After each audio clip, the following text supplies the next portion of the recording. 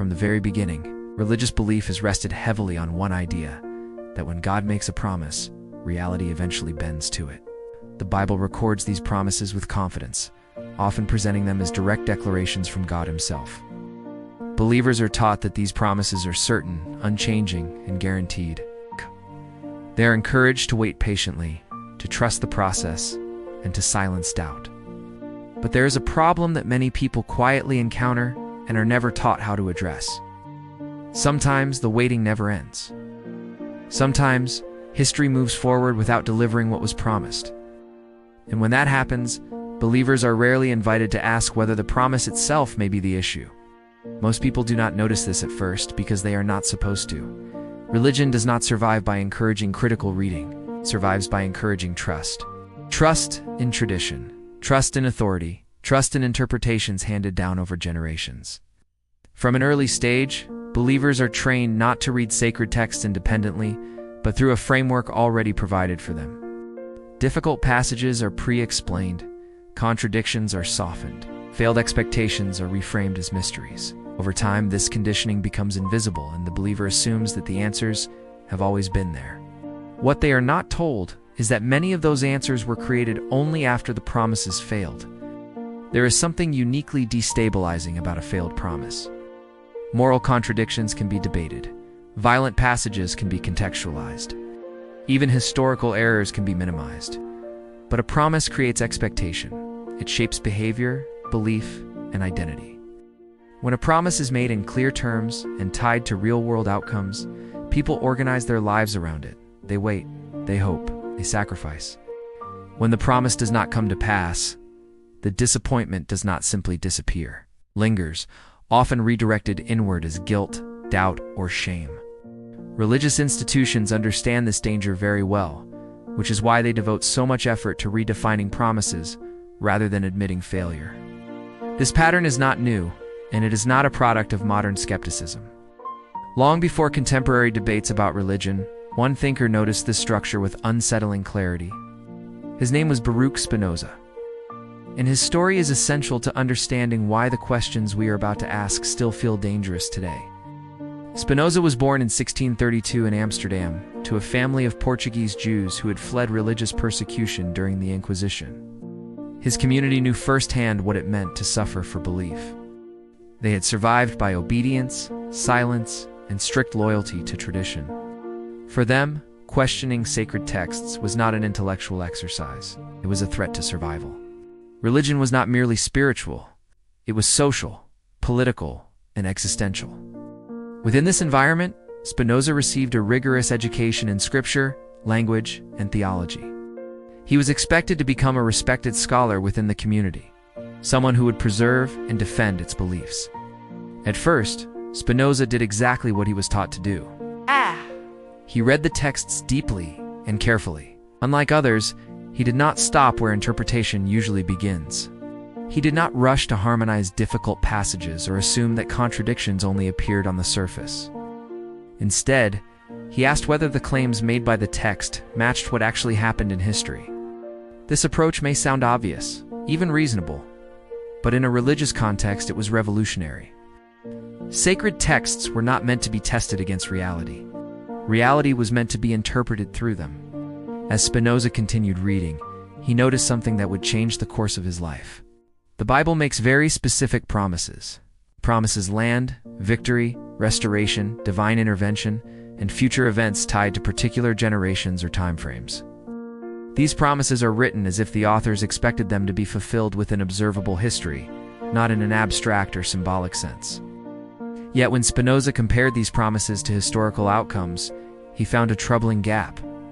Empires rose and fell.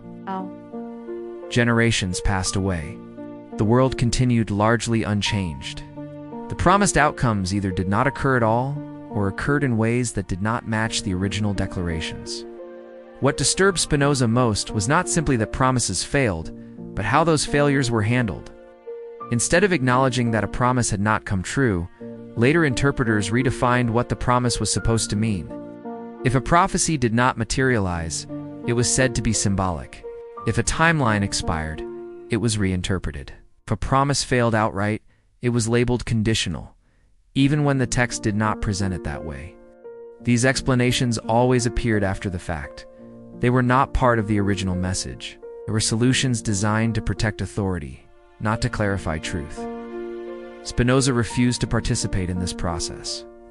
He believed that if a text could not stand on its plain meaning, then the claim that it was divinely perfect needed to be reconsidered. His method was simple and unforgiving. He read the text as it was written. He did not add meanings that were not there. He did not remove uncomfortable implications. If a promise included a time frame, he treated that time frame as meaningful. If a prophecy named a specific people or generation, he checked whether that generation saw it fulfilled. He treated Scripture the same way one would treat any other ancient document, subjecting it to the same standards of historical and logical evaluation. This approach made Spinoza extremely dangerous. He was not attacking religion from the outside. He was not mocking belief or rejecting God outright. In fact, he believed deeply in God, though not in the version of God used to justify institutional control. His threat lay in the fact that he exposed the mechanics behind belief. He showed that many doctrines depended not on fulfilled promises, but on reinterpretation after failure. This kind of insight undermines authority at its foundation, and authorities tend to respond harshly when their foundation is threatened. In 1656, Spinoza was summoned before the leaders of his synagogue.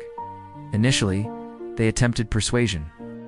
They asked him to stop teaching these ideas and to remain silent. They offered him financial support if he would simply refrain from discussing his conclusions. When he refused, they escalated. Threats followed. Finally, when it became clear that Spinoza would not compromise his intellectual honesty, they pronounced the herem, a formal excommunication of the highest severity. He was publicly cursed, forbidden from contact with the community, and effectively erased from social existence. It was one of the most extreme religious punishments of the time. Spinoza lived the rest of his life quietly, supporting himself by grinding lenses and continuing his writing in isolation. He died young at the age of 44. His works were banned, his name suppressed, and his ideas condemned. Yet the method he developed could not be erased. Once learned, it could not be unlearned. The habit of reading carefully, of comparing promise to outcome, of refusing to excuse failure through reinterpretation, spread slowly but persistently. What Spinoza uncovered was not limited to a single passage or doctrine. It was a pattern woven throughout the biblical narrative.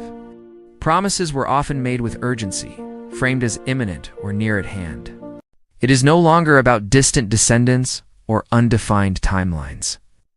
It is about a specific people, standing at a specific moment in history, being told that something concrete is about to happen. The promise appears in Exodus chapter 23, spoken to Moses as the Israelites prepare to enter the land of Canaan. The language used is forward-looking, confident, and immediate.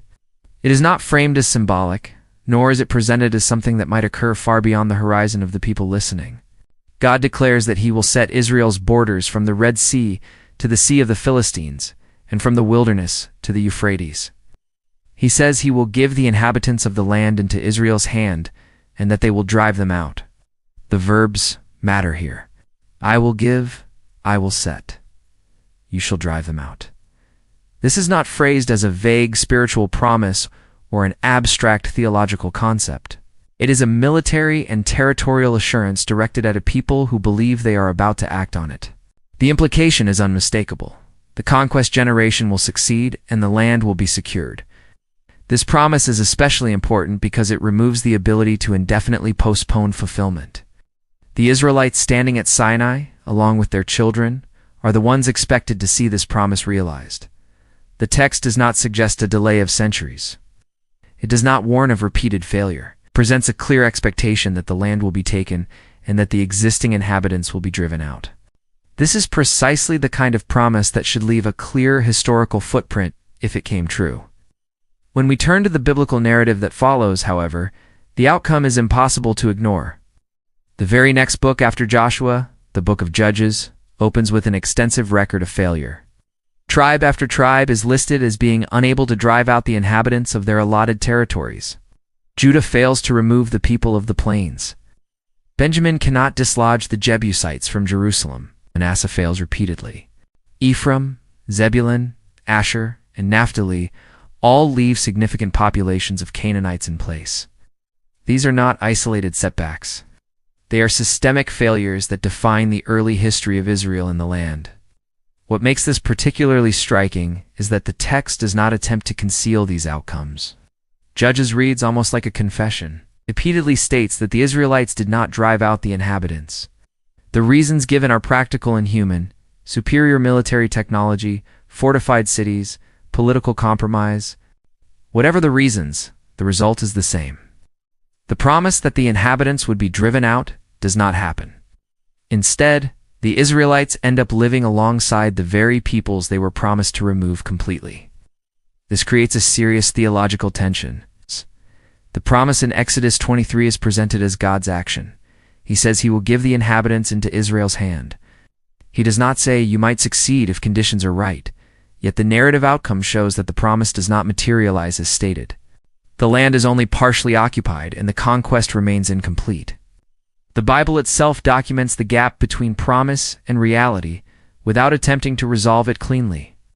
In response to this problem, later interpreters again reach for familiar explanations. One common approach is to emphasize conditionality, arguing that Israel's disobedience nullified the promise. According to this view, the failure lies not with God's promise, but with Israel's lack of faithfulness. However, this explanation introduces a deeper problem. If God is all-knowing, then he would have known in advance that Israel would fail. Making a promise that he knew would not be fulfilled, as stated, raises difficult questions about honesty and intent. A promise that is guaranteed to fail is not a promise in any meaningful sense. Another approach is to treat the promise as partially fulfilled, suggesting that gradual conquest over time satisfies the original declaration. But this, too, requires redefining the promise after the fact. The text does not describe a slow, incomplete process. It describes decisive action and total removal. The narrative reality does not align with that expectation. Partial fulfillment is not the same as fulfillment, especially when the promise itself contains no language suggesting partial outcomes are acceptable. Spinoza recognized that this pattern mirrors the structure of ancient Near Eastern political treaties. Kings often promise protection, land, or victory to their vassals, contingent on loyalty and obedience. When outcomes fell short, the blame could be shifted to the vassal rather than the king. Israelite writers, working within this cultural framework, adopted similar language. The difference is that these promises were attributed not to a fallible human ruler, but to an omniscient and omnipotent God. That shift dramatically raises the stakes. What might be understandable in a political treaty becomes deeply problematic when presented as divine guarantee. This realization forces a difficult choice. Either God repeatedly makes promises he knows will not be fulfilled as stated, or the promises themselves originate from human authors projecting their hopes and expectations onto God. Spinoza found the second option far more plausible. He argued that these texts reflect the aspirations of a struggling people who believed divine backing would secure their future. When that future failed to materialize, the disappointment was absorbed into the narrative and explained away rather than confronted directly. What makes this second promise especially revealing is how openly the failure is recorded. The Bible does not erase the evidence, simply leaves it there, trusting that readers will be guided away from uncomfortable conclusions by interpretation rather than observation. Over time, sermons focus on the promise, not the outcome. Faithfulness is emphasized. Doubt is discouraged. Contradiction becomes normalized through repetition and selective reading. Modern readers, this raises an unsettling question. If these promises failed in ways that are plainly visible within the text itself, why are they still cited as evidence of divine reliability? Why are believers encouraged to trust future promises when past ones remain unresolved?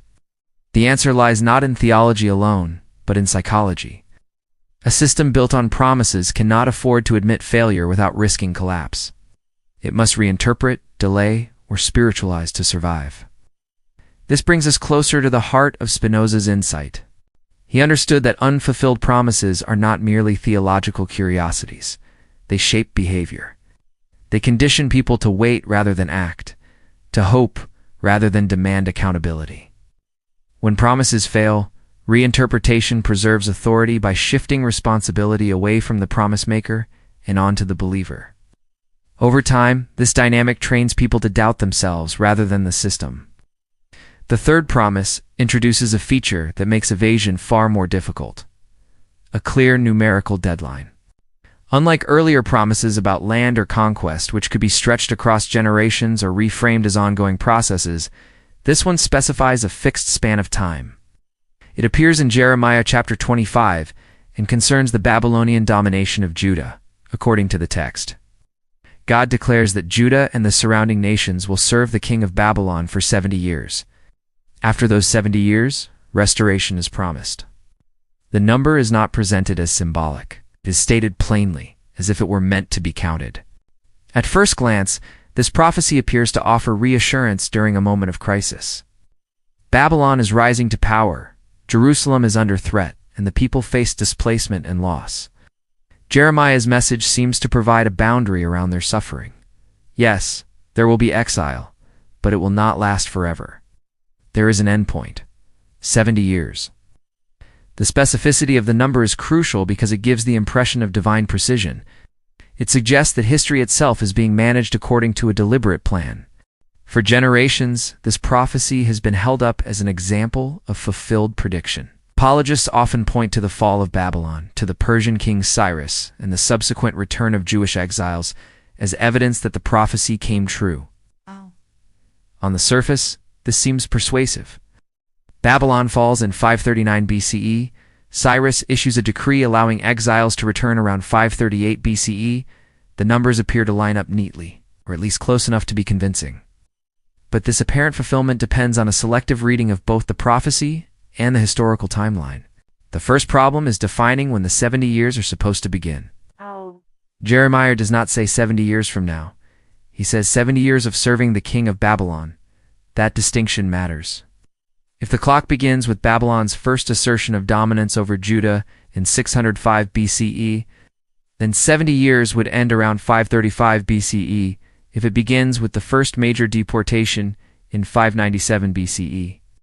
Then 70 years would end in 527 BCE if it begins with the destruction of Jerusalem and the Temple in 586 BCE. Then 70 years would end in 516 BCE. None of these dates align cleanly with the return that begins in 538 BCE, no matter which starting point is chosen. The math does not work cleanly. The period of Babylonian dominance does not last 70 years in any straightforward sense. Even the Bible itself seems aware of this problem. In the book of Daniel, written later, the prophet Daniel is depicted as reading Jeremiah's prophecy and struggling to understand it. The text portrays Daniel as confused about the timing, which is revealing. If the fulfillment were obvious and unproblematic, there would be no need for confusion or reinterpretation. What follows in Daniel is telling. Instead of accepting that the 70 years did not unfold as expected, the number is reworked. 70 years becomes 70 weeks of years, totaling 490 years. This is not a clarification of the original prophecy, it is a transformation of it. The timeline is expanded dramatically, pushing fulfillment far into the future. This reinterpretation allows the authority of Jeremiah to be preserved, but only by altering the meaning of his words beyond recognition. This pattern is critical to understand. When a prophecy with a clear deadline fails, the response is not to acknowledge the failure, but to adjust the meaning of time itself. Numbers that were once concrete become symbolic. Deadlines become metaphors. It's the original audience, who would have understood 70 years as 70 years, quietly disappears from consideration. The prophecy is repurposed for new audiences who no longer expect fulfillment within their own lifetime. Spinoza saw this as one of the clearest indicators of human authorship. He argued that divine speech would not require revision after the fact. A prophecy that needs to be reinterpreted because it did not unfold as predicted reveals its origin in human expectation rather than divine foreknowledge. Jeremiah, in this view, was not lying or deceiving. He was making a prediction based on the political realities of his time. Babylonian empires, like others before them, appeared powerful but temporary.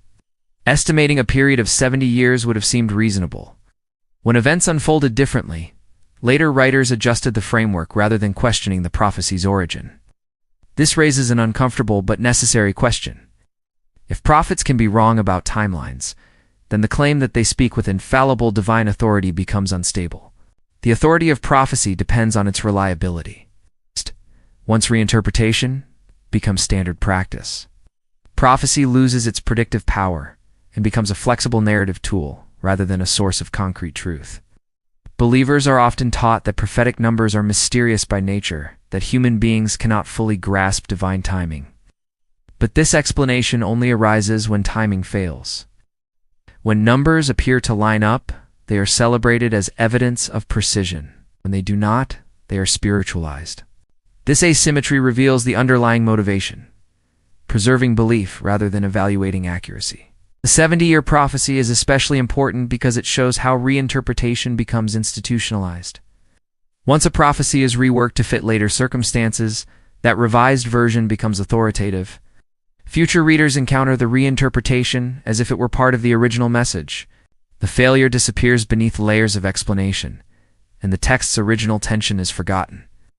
This process has long-term consequences. It trains believers to accept shifting meanings as normal. It conditions them to trust interpreters more than the text itself.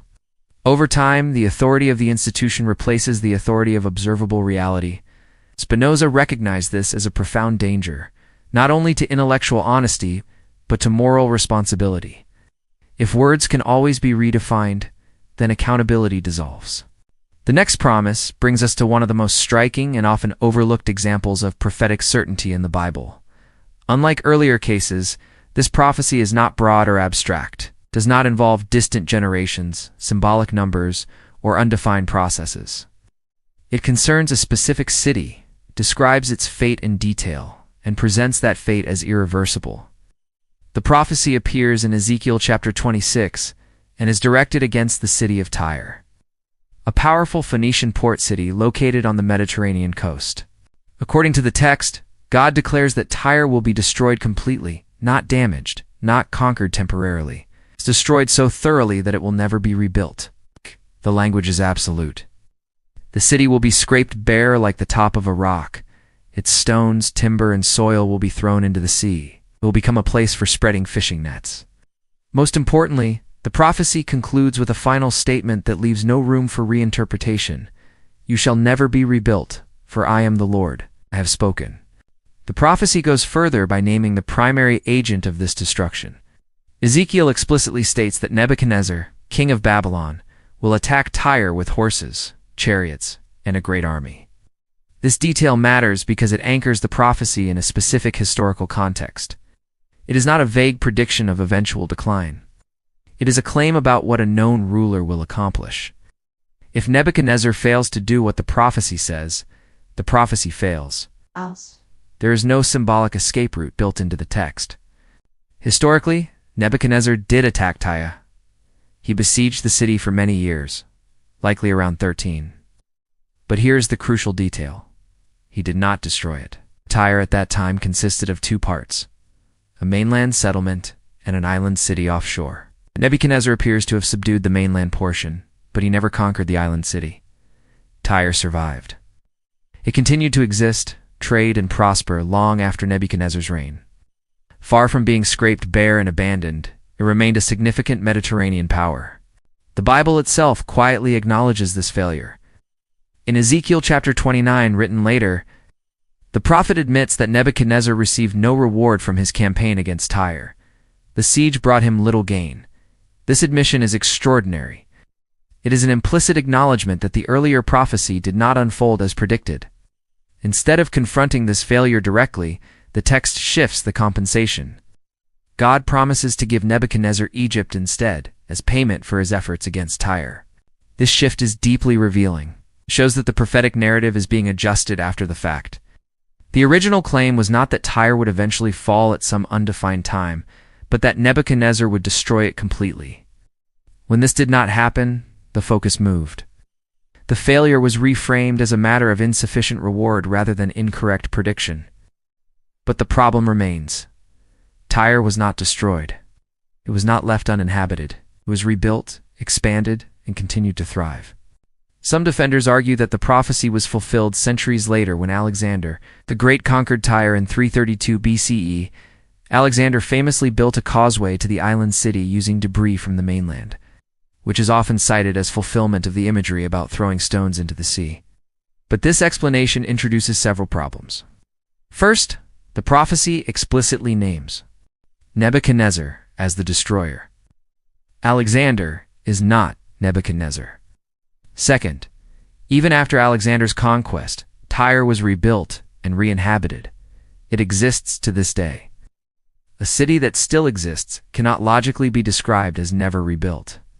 To make this explanation work, interpreters must again redefine terms. Never rebuilt is taken to mean never rebuilt to its former glory, or never rebuilt in the same exact location, or never rebuilt in a particular symbolic sense. None of these qualifications appear in the text. They are added later to rescue the prophecy from its own clarity. The more precise the original claim, the more elaborate the reinterpretation becomes when reality refuses to cooperate. Spinoza regarded this prophecy as one of the clearest examples of human projection. Ezekiel was a prophet writing during a time when Babylon appeared unstoppable. Predicting the total destruction of a wealthy rival city by the reigning superpower would have seemed reasonable, even inevitable, but history unfolded differently. Tyre proved more resilient than expected. Rather than discarding the prophecy, later writers and interpreters reworked its meaning to preserve its authority. This case exposes a critical flaw in how prophetic authority is understood. If a prophecy can be reassigned to a different conqueror centuries later and still be called fulfilled, then it has no fixed meaning. It becomes a moving target, capable of being reshaped to fit almost any outcome. At that point, the prophecy no longer predicts events. It absorbs them retroactively. The language of Ezekiel 26 leaves no room for such flexibility. "You shall never be rebuilt" is not ambiguous. It is a falsifiable claim. It is falsified by the continued existence of Tyre. This does not mean the text is worthless. It means it must be understood as a human document, shaped by historical context, political expectations, and theological hopes. For believers, this realization can be deeply unsettling. Prophecy is often read selectively with emphasis on poetic imagery and divine authority, while the historical outcome is rarely examined. When it is examined, reinterpretation is presented as insight rather than revision. But the pattern is now unmistakable. Clear promises and predictions are made. History does not align. The meaning is adjusted to preserve belief. Having examined the failed prophecies about cities and nations, we now turn to a promise that is more intimate, more personal, and one that has been elevated to a cornerstone of religious belief for centuries. Isaiah 7:14 is one of the most cited verses in Christian theology, often presented as a miraculous prediction of the birth of Jesus Christ. Yet, when read in its historical context, the promise tells a very different story. The verse reads, in most translations, "Behold, a virgin shall conceive and bear a son, shall call his name Emmanuel." On the surface, this seems unmistakable, a miraculous birth, a sign from God, a prophecy waiting centuries to be fulfilled. For generations, it has been taught as an example of divine foresight, a guarantee that God intervenes in human history in unmistakable ways. But a careful look at the context reveals a far more immediate, practical meaning. Isaiah spoke during a time of intense political anxiety. King Ahaz of Judah faced threats from two neighboring kingdoms, Israel in the north and Aram, Syria in the east. Both were powerful, and their armies threatened to invade Judah. Ahaz was terrified, unsure how to respond. Into this moment of crisis stepped the prophet Isaiah, delivering a promise intended not for centuries in the future, but for the here and now. The child referenced in the prophecy was meant to be a tangible sign that the immediate danger would pass. Within a few years, the invading armies would be defeated and Judah would be spared. The prophecy had a clear short-term purpose, reassurance for Ahaz in the midst of crisis. Historically, this promise was fulfilled in the lifetime of Ahaz. The threats receded, the invasions were thwarted, and the child was born, serving exactly as a temporal marker. There was no long-range cosmic implication intended by Isaiah. The prophecy was a practical reassurance, an immediate sign of divine protection. Yet centuries later, Christian interpreters took this verse and reframed it entirely. In the Greek translation of the Hebrew Bible, the Septuagint, the word used for young woman or maiden was translated as Parthenos, meaning virgin. This translation became the foundation for the theological claim that Isaiah had predicted the miraculous virgin birth of Jesus. This shift, while subtle, is profound. It moves the prophecy from a specific historical context into the realm of the universal and eternal. What was meant for Ahaz's immediate political situation becomes, retroactively, a prophecy fulfilled 700 years later. In doing so, the original intent, timing, and clarity of the promise are overwritten. The immediacy is erased. Context is ignored.